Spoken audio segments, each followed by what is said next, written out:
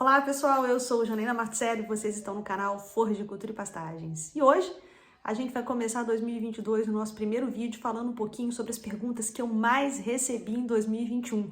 Então eu vou responder todas elas aqui para vocês. Espera a vinheta aí que já já a gente volta.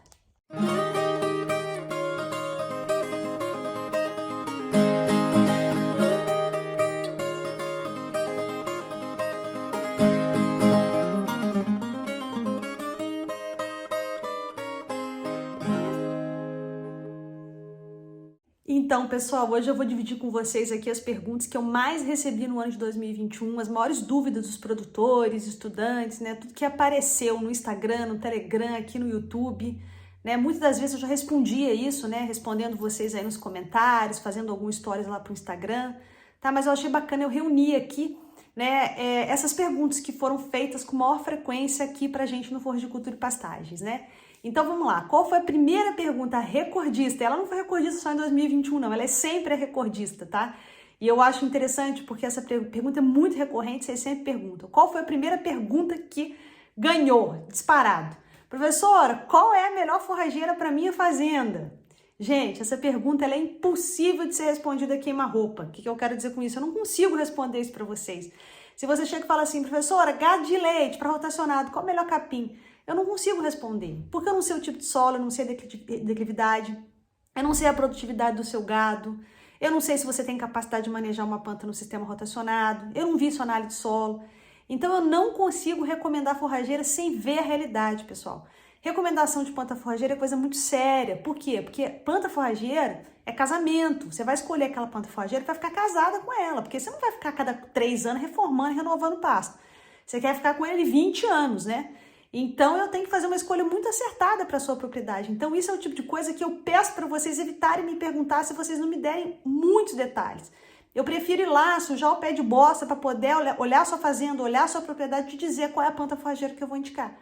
Tá? Então é muito difícil eu conseguir fazer essa indicação. E essa pergunta aparece sempre, tá, pessoal? Então a escolha da planta forrageira ela deve ser feita com cautela. Nós já temos vários vídeos aqui sobre isso.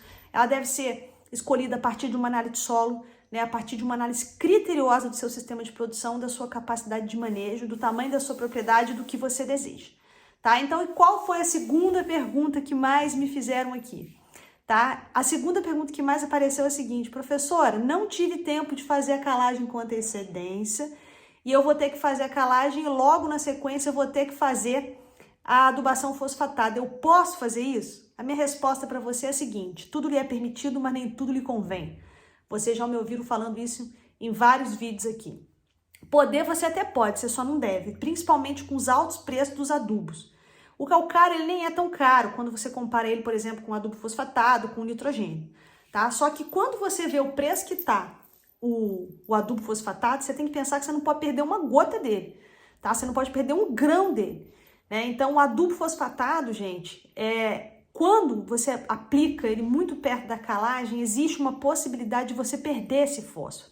É por isso que a gente fala da recomendação de você esperar o calcário reagir. Até porque, independente se esse cálcio vai se combinar com esse fósforo e vai inviabilizar o uso do seu fósforo pelas plantas, pode acontecer uma coisa, tá? Que é o não aproveitamento desse fósforo porque os teores de cálcio e magnésio do seu solo, por exemplo, não estão adequados. Existe aquilo que a gente chama de lei do mínimo. O que é a lei do mínimo? Não adianta você tacar nitrogênio num solo se o mínimo de fósforo não foi dado. Não adianta você tacar calcário no seu fósforo se o mínimo de nitrogênio não foi dado. Então é melhor que você tenha quantidades adequadas de todos os nutrientes do que muito de um determinado nutriente e nada ou muito pouco de outro. Né? Aquilo que a gente chama de lei do mínimo. Tá? Então a calagem ela serve para preparar o seu solo, né? Com os teores de cálcio, magnésio, né? Arrumar o pH do seu solo, né, para que ele esteja então preparado para receber o adubo fosfatado e a semente. Então não se deve fazer a calagem no mesmo momento da adubação fosfatada, tá? Sob o risco de você perder, né, o adubo fosfatado que você está jogando no seu solo. Então a minha resposta para essa pergunta é não. Se você quiser, você faz. Tá? Nesse caso, o que era melhor fazer? De repente você joga o calcário, espera e no próximo ano você faz a reforma ou renovação desse teu pasto. Tá? Então, por isso que eu falo para vocês, a época certa de fazer a calagem, para ninguém ficar nesse desespero tendo que apagar incêndio, é você fazer na água anterior, tá? Então, você faz a análise de solo, faz a calagem nas águas anterior, que quando você chegar no começo das próximas águas, você já vai estar tranquilo, tá? Aquele calcário já vai ter reagido, você pode colocar seu adubo fosfatado sem medo de ser feliz, tá? Então, essa foi a segunda pergunta que eu recebi aqui, que muitas e muitas vezes, né? Uma outra pergunta que eu recebi demais, eu fiz até um vídeo que vocês gostaram muito.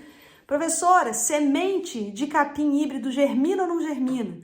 Então, a resposta para a pergunta é germina, pessoal. Capim híbrido, de forma geral, demora um pouquinho mais para germinar, tá? Mas germina. Então, se você pegar uma semente de qualquer capim híbrido no cacho e você colocar ela no solo, tá certo? Se ela não for uma semente xoxa, se ela for uma semente graúda, se estiver no ponto correto, fisiologicamente falando, ela vai germinar, tá? Então, o que que acontece? Os nossos capins híbridos, eles geralmente, tá? Eles são plantas de reprodução clonal, ou seja, aquela semente vai ser igualzinha a semente vai ser igualzinha a planta mãe. O que eu quero dizer com isso? Por exemplo, se eu pegar uma semente de capim Kenya, tirar do cacho e plantar, eu vou ter mesmo que o Kenya seja um capim híbrido, eu vou ter uma planta igualzinho a cultivar Kenya. Por quê? Porque essa planta é uma planta de reprodução clonal. Então não tem risco de sair uma outra planta porque pode cruzar, porque é híbrido ou qualquer coisa assim. Tá? Então semente de mavuno vai sair um mavuno igual. Germina sim, tá bom, pessoal? Então em relação a isso, vocês podem ficar super tranquilos. Então vamos lá. Uma outra pergunta que eu recebi demais. Professora, como que eu faço a aplicação do adubo nitrogenado nas minhas pastagens? Também já fiz vários vídeos sobre isso, mas vou ser um pouco mais direta aqui nessas perguntas que eu mais recebi em 2021. Então, como que você faz a aplicação do adubo nitrogenado? Se o seu sistema for contínuo, tá? Se você não tem divisão de pasto, você vai fazer essa aplicação no começo das águas se a dose for até 50 kg de nitrogênio por hectare ano. Se for dose superior a isso, você vai dividir em 2 ou 3 vezes, nunca ultrapassando o equivalente a 50 kg de nitrogênio por hectare ano, principalmente se você utilizar ureia. Se sua fonte for ureia, procure fazer adubação nos horários mais frescos do dia.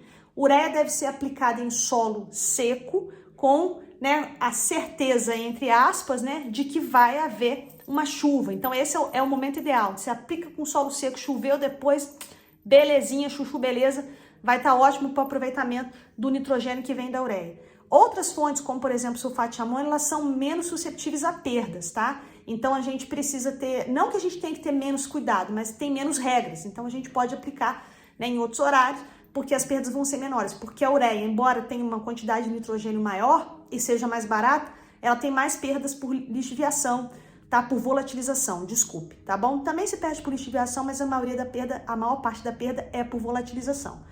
Tá, pessoal? Então, na adubação contínua é isso. Você pode dividir início, meio e fim das águas, tá? Se o seu sistema for de lotação rotativa, você vai fazer a aplicação da adubação nitrogenada após a saída dos animais. Então, o que você faz? Você divide a dose total do ano, 200 quilos, 150, 300 quilos, pelo número de piquetes que você tem e pelo número de vezes que você acha que vai rodar, tá? Então, geralmente a gente roda 5, 6 vezes, então você divide a dose total, 200 quilos, por 5 e depois pelo número de piquetes que você tem na sua fazenda. Então, pessoal, é isso. Essas foram as perguntas que eu mais recebi em 2021 e eu quero pedir a vocês que continuem mandando perguntas em 2022, porque é isso que me movimenta, é isso que me deixa entusiasmada e feliz em poder ajudar cada um de vocês. Então, podem mandar perguntas, vocês sabem que eu podendo, eu respondo aqui no YouTube, eu tô de férias, mas eu tô aqui, tô ligada com vocês, tô antenada. Então, às vezes eu vou demorar um pouquinho mais agora em janeiro e fevereiro por causa desse período de férias para poder responder vocês, mas eu vou responder, tá? E eu desejo a todos vocês um feliz 2022, de coração. Muito obrigada a vocês que ficaram comigo aqui em 2021. Que 2022 seja um ano cheio de alegria para vocês, para as famílias, que os nossos pastos sejam todos verdejantes, que a gente consiga alcançar os nossos objetivos, que a gente consiga alcançar as nossas metas em relação à produção animal sob pastejo. Contem sempre comigo para a realização dessas metas. Quero pedir para vocês seguirem a gente em todas as nossas redes sociais, é sempre Forras de Cultura e Pastagens. Lá no Instagram, Forras de Cultura e Pastagens, temos o grupo do Telegram, Forras de Cultura e Pastagens, os links estão todos aqui. E queria aproveitar para falar para vocês que o livro, né, O Seu Dinheiro é Capim, vocês estão vendo aqui, ele já foi lançado e o link para quem quiser comprar tá aqui também na descrição desse vídeo, tá bom? Eu vou ficar muito feliz de estar, né, aí junto com vocês, na casa de vocês, com tudo que a gente escreveu aí, justamente para vocês, aqui nesse livro, O Seu Dinheiro é Capim, tá bom, pessoal? Um grande abraço para vocês. Lembrem-se, seu pasto é lavoura, seu dinheiro é capim, no pasto é mais barato. Então era esse o recado de hoje, pessoal. Fiquem com Deus e até a próxima.